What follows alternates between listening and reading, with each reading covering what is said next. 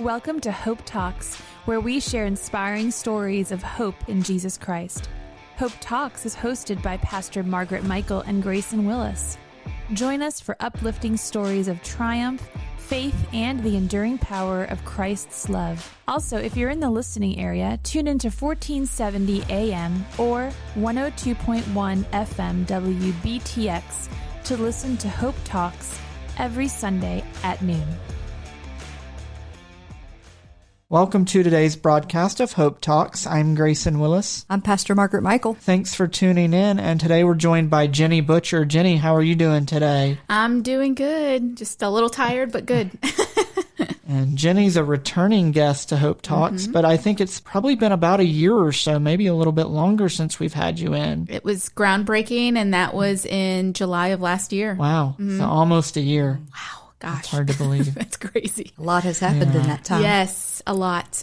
So Jenny is remind me of your title there at Isaiah 117 House. Yeah, so I am the location leader for Isaiah 117 House right here in Rockingham County. Very good. She's here to talk to us today to give us an update on what they have going on. Yeah, I was just thinking back to when I first heard about Isaiah 117 House. I think it was Donna and Dave Fickus that told me about it. And then I soon heard from Ashley Bellamy. Yeah. And so having these conversations, and then your name popped up and you became a part of it and had a passion for it. For those that don't know, that maybe haven't heard you talk before, just to give them a little idea of why you have a passion, if you could share just a little bit of your background and how you landed here. Yeah, so I am very passionate because I was a former foster child myself. I grew up in the system from age 2 up until I got adopted at 17. I've been in and out of the system. So I was removed at age 2 from my biological mother, and then I was removed at age 7 by my biological aunt and uncle, and then I was removed again at age 14 right here in Harrisburg, Rockingham,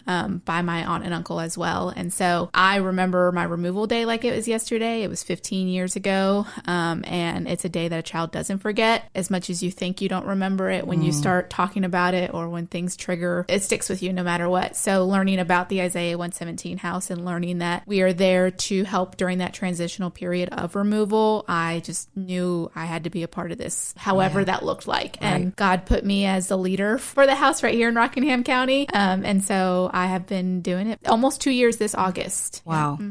That is so good. So you all raised funds. You did a really tough year of hitting the ground running and raising funds, and you needed property. And all of a sudden, a property showed up, right? Yeah. So that day, it was such a funny moment. It always goes back to God. He knew that we needed to be here because one of our supervisors from our resource center was coming into town that day to look at another property that I knew was not going to work. I was like, this property is not going to work. We can't build a house on here. But he insisted on coming to look, and he did. But that day before he got there, I just happened to pop up onto Zillow, and this property came up. And I reached out to our realtor, Leela Longcore, and she said, yeah, I'll get you information. And we went and looked at it the day he was there, and it was meant to happen. We reached out. There was a lot of back and forth. I wrote a very convincing letter to the owners, just telling them who we are and why we want this property. And they said yes. And just that first yes made it possible. And so we were able to purchase that land in April of 2025. We had our groundbreaking in July, and then we started construction that same year in August, which is mind-blowing. It really happened fast. Yeah, Things don't usually happen that fast. That's definitely, that God was in the details of all of that. Yes. So who built the house? Yeah, so Harmon Construction, they have become our general contractor for the process of building this house. But it's not just Harmon Construction. It's many, many hands and many, many businesses. We've had, I wish I would have brought the whole list of everyone, but we've had Mungers. They donated a good portion of the lumber for the house. We've had to pay for it, but we've also got a lot of it donated as well and discounted at a great price. Then we had Walter Aguilar. He he did the framework on the house. And it's funny because my husband said, this guy knows what he's doing because he did an amazing job on our framework. It was just beautiful framework. And then we had 2 brothers help with the plumbing. Blau Brothers has also stepped in and helped us with our plumbing a lot. I bug them probably way too much. Sanger Roofing has helped us with our roofing. Windows, I wish I can remember the name. It's a tricky name, but our windows and exterior doors were all donated by Glass Door Windows. Can't remember the name, but there's a name there. Yeah. I'll have to look for it, and we can probably add that in. But even like our fencing around the house is such a great story behind that, because Vinyl Premier reached out to our community to donate portions of our fencing, which is amazing. Nature Installed did our grass, our greenery for the house. We have Tim Meredith. He is it's another landscaping company that's doing a lot of our landscaping. I think it's called Virginia Landscape. That's neat. I graduated high school with him. Yeah, he's doing the prettier things like the mulch and bushes. And then Creative Concrete has done our driveway. And there's so many businesses. Goods Floor did our flooring. He's my neighbor. That's a funny story. He told my daughter, who plays with his kids, when your mom needs flooring, tell her I want to come help out with the Isaiah house. So she came home that evening and said, Branson wants to help do the flooring for the Isaiah house. And I was like, great, I will go bug him then. And they did the flooring for the Isaiah house, and it just looks beautiful. So many businesses, whether that's volunteering their time to install, trim, or giving us discounted pricing for materials, have just brought their foot in and really, really helped to make this house possible and saying yes to us. We've had you on before, but I probably shouldn't take it for granted that we might have a new listener. So before we get too much further, we should probably say what the Isaiah 117 house is. Yeah, so we are a home, and that's exactly what we are. We aren't an office, we aren't a state building, but we are a home that serves children entering into the foster care system during that removal process. When children are removed from their homes or schools due to no fault of their own, their first stop is a state office building, which is the Department of Social Services office, and they usually spend hours there waiting for placement, and unfortunately, especially for our teens, they end up spending the night. And so we are trying to create a home here just in Harrisburg, Rockingham, to serve kids in that removal process, in that transitional period where they can go to an actual house. We have beds, a living room, a dining room. That's exactly what we are, is a house. It's a home away from their home. Yes. In that transition. And this is a national program, correct? So how many houses? I just saw there was another one finished last week or this week. How many houses are there in the states now? So there are 38 open homes in 13 states with 66 locations. And those locations could either be an open home, or they could be in construction like we are, or they can be in their raising awareness phase, which is before finding land and really focusing on the mission of Isaiah 117 house. Yeah, very good. Yeah, I just, it's been amazing how fast it's grown. And that is one thing that people can get on board with. Like, they don't want children to have to be in the places that they find themselves. And like you said, it's no fault of their own. No. And it's just a real difficult situation that the children find themselves in. And just to have some volunteers to love on them. So tell us, what do the volunteers, I know that you're not open yet. I'm sure you have a date. Yes. Not yet. Loosely date. There's not really a date, but a season, I would say. Our loosely season that we're shooting for, but again, it's all in God's timing. He knows when it'll be ready to open. We're looking at late end of summer or possibly in the fall. It just, again, depends on if we have all of the things that we need for this house to be open. But for volunteers, we need volunteers no matter what. And if it's not working directly with children, we need volunteers to come mow the lawn, to come clean up, to come organize, to help at events. But if volunteering directly in the house or indirectly in the house with kids, you can always volunteer outside of the house. And that's by hosting your own fundraising events, spreading the word and sharing what the Isaiah 117 house is. But really, not even that, telling people what our kids are going through, because that's the most important thing, is have a full understanding of what our kids are experiencing during that time period. Because again, it's a day that a child doesn't forget, no matter how old it happened and how old they get.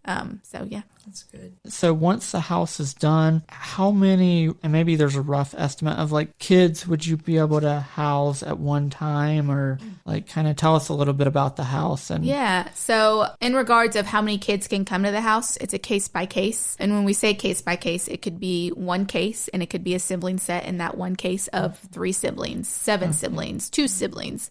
And they would come and utilize that house depending on how many kids are in that one case. We don't do multiple different kinds of children because we don't want to cause more trauma. We are there to reduce trauma. And if we have kids who are commingling, they can trigger each other and cause more trauma. So we really try to avoid doing that at the house. And so we have a space called our visitation space. It has its own access and you can lock the door on the other side from the inside. And so if a kid is being removed while the house is being utilized, we can utilize that space as our visitation space as a space for a kid to use. It's a living room. It's got a kitchenette in there. It's got a full bath with a shower and everything in there, a dining room. So it still is capable to be used. We just don't mingle them unless we have that conversation with the department. Right. Yeah, that sounds very wise to me. Yeah. I do say, because the biggest question I've been getting asked is how many kids will you serve? That varies. Summertime, there's not as much mandated reporting happening, so it could be a little bit slower in the summertime. And then during the school year, it picks up a lot more because there is mandated reporters around children all the time. Right before the holidays, because kids are going on winter break or spring break, they want to make sure that that kid is safe. So a report might happen to where they get removed right before winter break and have to spend Christmas or anything like that at an Isaiah house or at a foster placement that they don't know anything about. And so currently there are over 200 children in foster care in just Harrisonburg, Rockingham. And then in other surrounding areas like Charlottesville, Augusta, Shenandoah, Winchester, Page, there's over 300 children in care combined. Our goal is to serve those surrounding areas that I mentioned, and we did have a great conversation with Woodstock. Hopefully that'll be somewhere where we can serve, whether that's bringing food or bags of clothing for children. But for Harrisonburg, Rockingham, we could serve about 75 to 100 children in a year. But again, that also varies. That's this year. Next year, we don't know what that looks like. There could be more children in care or there could be less children in care. So it just kind of varies. So right now,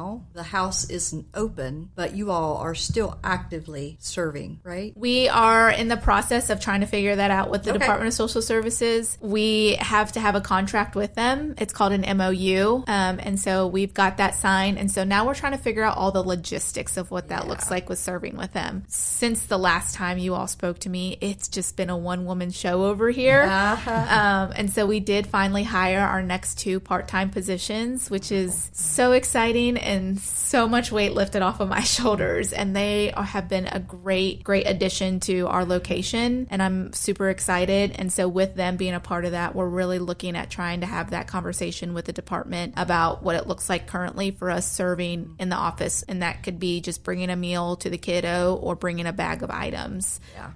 So we're in the process. That's awesome. Hopefully something comes out of it. But we understand that they're trying to figure out their logistics on the end of the school year. It's a busy time. Everything is getting pushed in before the school year ends because the summer may be a little bit slower. You mentioned once you all open, you'll need volunteers to help both serve with the kids or to do things like yard work and mowing and those kind of things. So what would be the best way if somebody's listening and they're interested in volunteering in one of those ways? So you can email us at rockinghamva@isaiah117house.com. But if you're on social media like Facebook or Instagram, there is a link in our bio that leads you to our link tree, and that's where you can get signed up for our newsletter, fill out the Get Involved form, which is to become a volunteer, learn about any events that we're having. Currently, we're getting ready for our lemonade weekend, so you can sign up to host a lemonade stand there as well. Tell us about the lemonade weekend. That is a fun event. That is an event where you just sign up to host a stand wherever you want to host a stand, and you invite just anyone can sign up. Kids, youth, elders, anyone, churches, businesses, whomever can sign up. And all you have to do is we have this event on July the 17th through the 19th, and we invite the community just to host a stand and spread the word about Isaiah House and take any donations during that time. You don't have to do all 3 days. You can pick one day and just do it for a few hours, but we will provide brochures, some stickers, and some pens to pass out. All you do is make your stand and give out lemonade. Churches can do it Sunday mornings, easy peasy right there. Just have a lemonade stand with our table with brochures set out and have that conversation and making people aware of what's happening. I love it because it's a great opportunity for kids to get involved. My daughter talks about wanting to serve at a house, but unfortunately you have to be 21 and older to serve at the house with kids. So how I get her involved is she helps me by hosting a lemonade stand, and she spreads the word.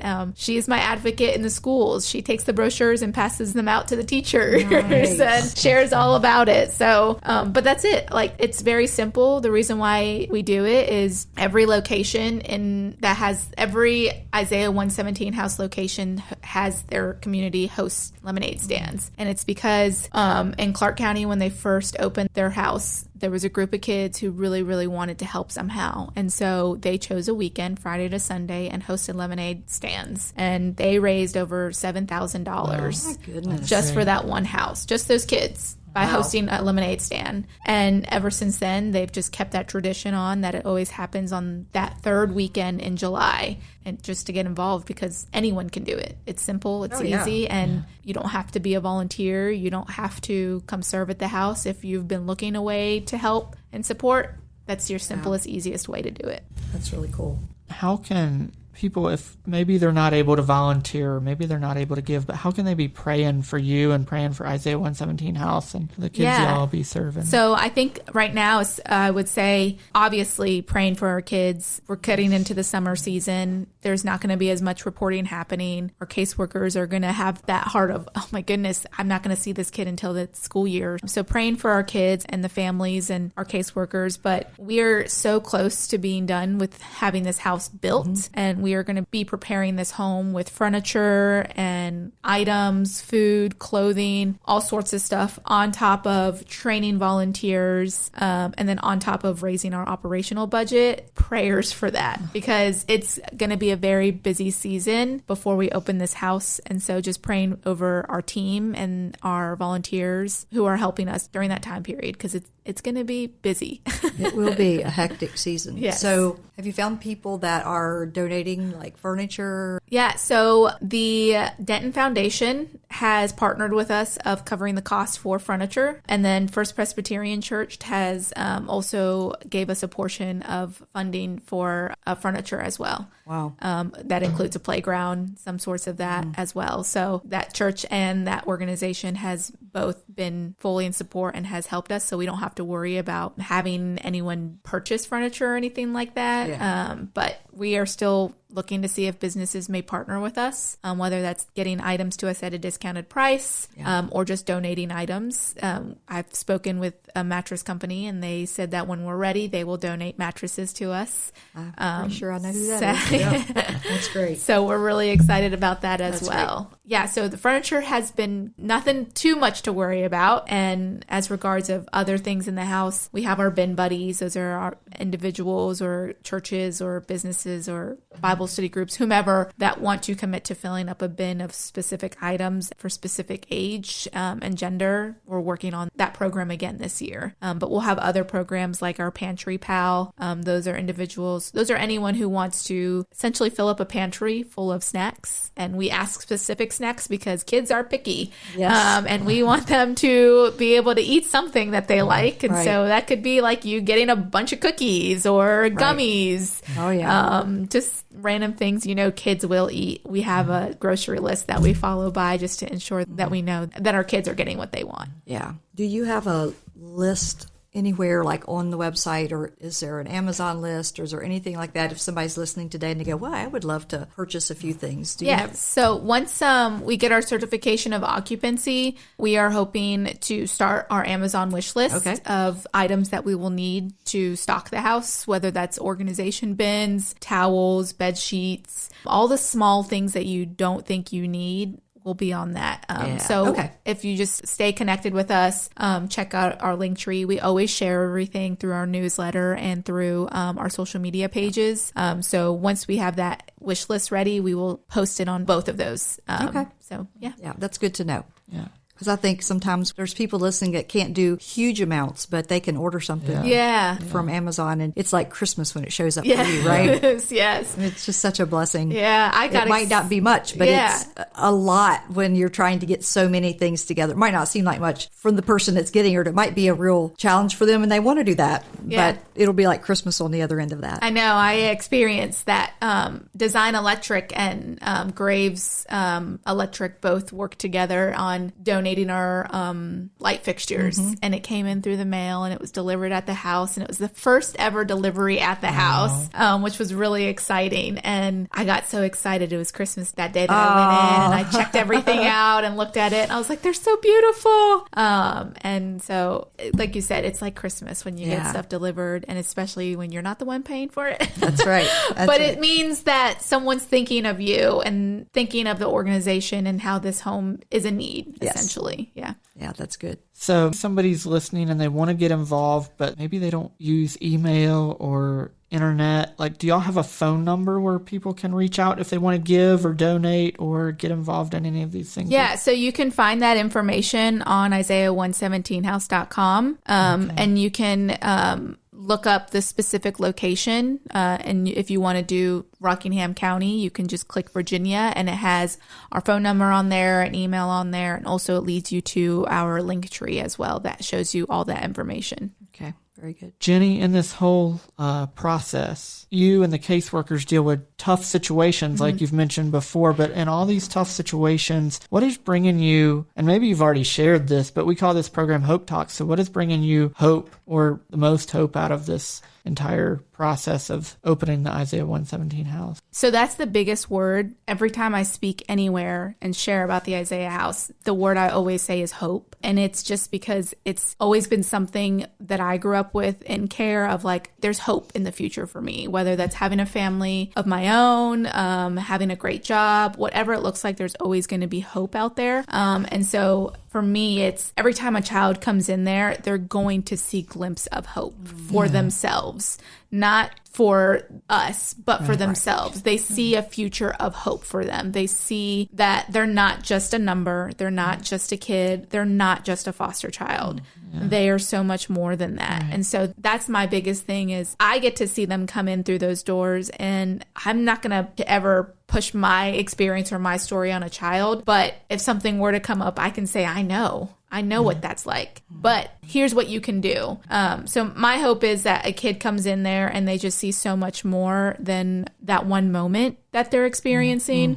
And any other moment that they're having, that they see so much more, and that they're put in the right placements, not just any placement, but the ones that are meant for them. I was blessed with a family that was meant for me. And so they're the reason why I am where I am. They didn't give up on me in those moments of me really testing the waters and having really big feelings. They kept on and they did not give up. And so my hope is that they see that. And that, again, they aren't just a number in the system, and they're not just a foster kid. Unfortunately, it does have a stigma behind it. And when you think of foster kid, it's not a positive thing. It's usually a negative thing. And so when you put that label on a child, they tend to think that's who I am and that's all I'm going to be. And as someone who grew up in the system, I say former foster child. I sometimes don't like labeling myself that way, but that is what I was. But I'm so much more than that. I'm a mom, I'm a wife, I'm a leader, and I'm God's daughter. And so child of the King. Yes, I'm so much more than just that foster child. But I have so much hope for this house rather than just being that one moment.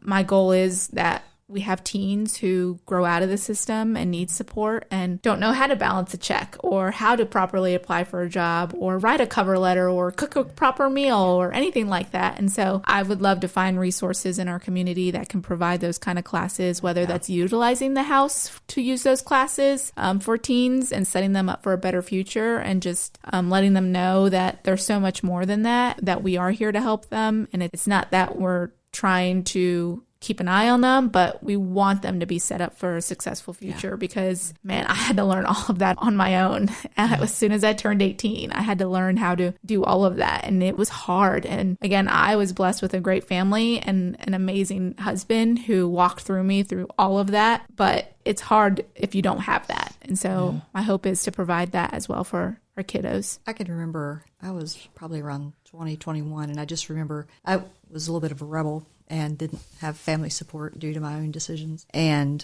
I found myself in a place where people encouraged me. And it was the first encouragement I'd gotten. And I say encouragement like speaking into who I was. And it impacted me in a way that I'd never been impacted before. And that's what I hear you saying. This is a place where when people filled with the Holy Spirit engage, it's not just you, but God is using and will use the team and the volunteers to literally be his love to those that walk in the door. And sometimes we do things we don't even know. The way these women spoke into my life, they had no clue what they were doing for me. And it wasn't just for that moment, but at the age I am now, many years later, about 40 years later, I remember that like it was yesterday. Yeah. Well, I was talking to my coworker, Caitlin. She is our care coordinator. And we had a training, and one of the volunteers who came, I was like, oh, you were my old youth pastor. One of the volunteers helping with the youth when I went to church with my foster family. And I saw him, I gave him a hug. I was so happy to see him. And he didn't know I was leading this. So it was really cool for him to see that. Wow. But afterwards, I spoke to Caitlin and I said, his family was just so kind to me. His son was so kind to me. And that impacted me, that kindness, the level of they didn't treat me like I was a foster kid. They were so kind to me. They treated me like I was a normal child. They didn't brush me off of like, oh, that's a foster kid. We have to be careful because you don't know what's happening. Yeah. They didn't see me as that. They saw me as Jenny, and seeing him for the first time since that time that I was in care with that family and went to youth group, it was so great to see him. And just small things like, it's not even saying anything, but the way you're treating our kiddos matters. It's a huge impact. And that family was a huge impact. They probably don't know it. They'll probably know if they hear it. They're wondering, I wonder if she's talking about me. That's who I'm talking about. But they were such a huge impact, and their son was so kind to me. And I remember I was like, this is who I want to be. And I loved that family, and they probably didn't even realize it, but small things like that. It's not even they said anything or did anything. It was, they showed who Jesus was through their actions and through their words. And I'll never forget that family. And it's small things like that. Powerful. Might have been small to them, but it was the world to you. Exactly. Jenny, it's been great to have you today. Just in closing, anything that we haven't asked you already or that you haven't shared already that you'd like to share? Not that I can think of on the top of my head. Again, we are fully staffed now, our 3-staff team, which is exciting. Caitlin Tice, she came on as our care coordinator who focuses on our volunteers, training them, background checks. And then Sarita Morford, she came on as our support coordinator. She focuses on our volunteers who don't want to work directly with children, but also with anyone who wants to give, whether that's with clothing, food. She makes sure the house is well taken care of. So I'm excited to have a full team now. It's been really great and such a blessing to have them be a part of it. Yeah, so and great. Watching them, they're new. And so I'm in it for almost 2 years, and I'm a little tired and never want to build a house ever again. But they are fresh eyes with just so much excitement. And their first day working with us was going to conference with me for the Isaiah 117 house. And I'd never really met them before. We just had an interview, and then I hired them, and we drove 6 hours together as our first day of work down to our conference. And so they were fully immersed in all things Isaiah 117 house. And one thing that stuck out with me in that moment was we were talking about ribbon cuttings and what that looks like at our conference. And Sarita, she goes, we won't cut the ribbon with you because it'll be you and just the founder, Rhonda. And I said, no, it'll be all 3 of us with Rhonda. And they both were like, really? And I was like, yeah, you guys are just as much as a part of this as I am now. And just because I've been in it longer doesn't mean anything. Right. And in that moment, it was so cool to see because Sarita instantly started crying. She was like, I'm going to cry. I can't believe I get to be a part of that. And it just, for one, it made me realize that I hired two of the best people, but the fact that they have a heart for it and they were just brand spanking new is amazing. Yeah. And it was awesome to see that. They both were like, wow, we get to be a part of that. And I was like, yeah, you are now, you're stuck with me whether you like it or not. You're never leaving me. But that I would think is something that I love to share is that, because that really, that was impactful, not just us as a team, but me. I was like, wow, they're both brand spanking new and they both are feeling these emotions for something like a ribbon cutting. And so great. Thank you for sharing that. Yep. Jenny, thank you for joining us today for Hope Talks. It's been great to have you. Yeah, thanks for having me. I'm glad to be back. Hopefully, again, it's not the last time. Nope, we'll have you back. Yes. Thank you for listening to today's broadcast of Hope Talks, as Pastor Margaret and I have talked to Jenny Butcher, the location leader of the Isaiah 117 house. We pray that today's broadcast has been a half hour of hope for your life. May God bless. Hope Talks is sponsored by Church of the Nazarene in Harrisonburg in partnership with Sunshine Ministries.